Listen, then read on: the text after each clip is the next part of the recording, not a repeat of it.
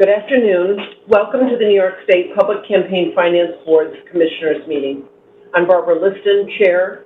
Joining me today are Vice Chair Brian Kolb and Commissioners Anthony Casal and Commissioner Peter Kuczynski. Joining us remotely from the New York City Board of Elections conference room are Commissioner Henry Berger, Commissioner Keisha Gaskins-Nathan. And joining us remotely from the Nassau County Board of Elections conference room is Commissioner Esma Bagnola. I'd like to ask the staff here in the room here in Albany to introduce themselves and to tell us what they do here at the Public Campaign Finance. Thank you, Commissioner Carl Zuman, Co-Director, PCFB. Hi, Commissioner Bill McKeon, Co-Counsel. Morning, Bob Eccles, Deputy Director. Raymond Riley, Co-Executive Director, State Board. Brian Connor, Enforcement Counsel, PCFB. Aaron Suggs, Co-Counsel. Kate Orsino, Deputy Director. Cheryl Kaiser, Co-Director. Julia Watson, Manager. Elise Gonzalo, Manager. Kathleen McGrath, Director of Public Information for the State Board of Elections. Jennifer Wilson, Deputy Director of Public Information. Thank you all and welcome to everyone. I also want to thank the New York City Board of Elections and the Nassau County Board of Elections for providing our commissioners with public space to join in this call today. Today, the Public Campaign Finance Board will be authorizing the first payments of public matching funds for the 2024 primary election to the offices of State Senate and State Assembly. Payments will be made to participating candidates who met program eligibility requirements. For a general overview, we will be authorizing $3,643,887.09 to be paid to 37 participating candidates. This is again for the primary. This information will be publicly posted at our website, which can easily be reached by going to the Board of Elections website and clicking on the link on the left. I will turn this now over to our co-directors who will provide an overview of the resolution that we will have on our agenda today. Thank you, Commissioner. Commissioners, before you today is Resolution 2403, which would authorize public matching funds be paid to eligible participating candidates related to the June 25th, 2024 primary election for the offices of the New York State Senate and New York State Assembly.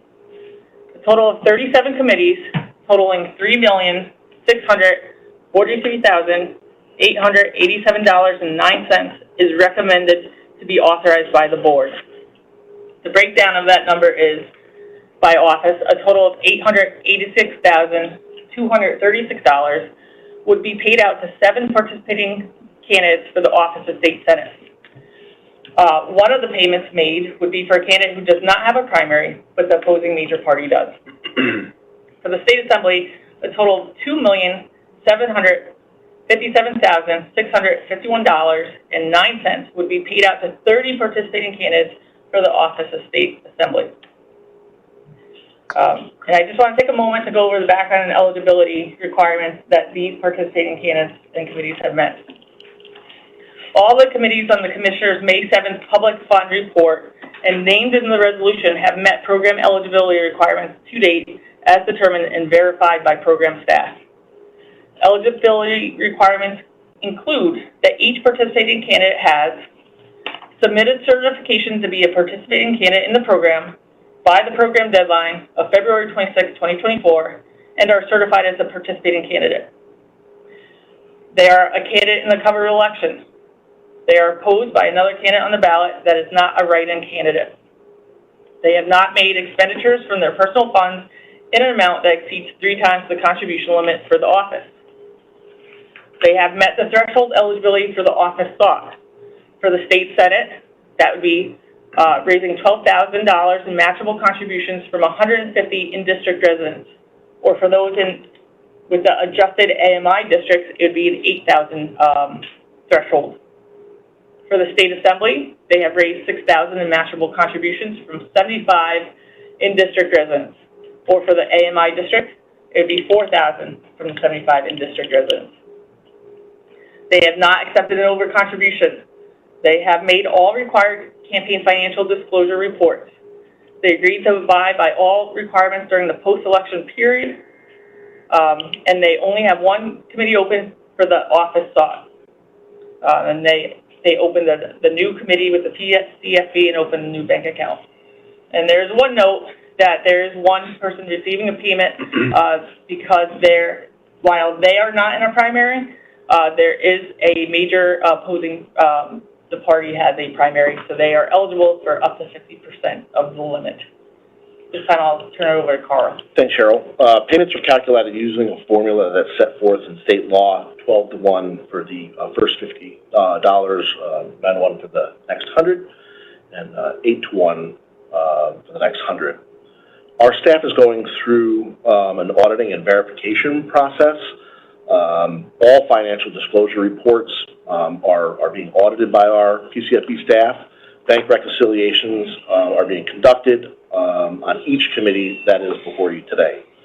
Committees are required to provide PCFB with bank statements, online processor statements, copies of checks, contribution cards, and other financial documents. These are requirements. Our staff audits each and every committee.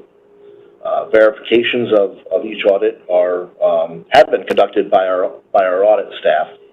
And payment analysts review and enter each recommended payment for each committee. Copies of audits are provided to each committee, including any rejected claims. And senior staff has reviewed every payment before you today and makes a recommendation to authorize those payments.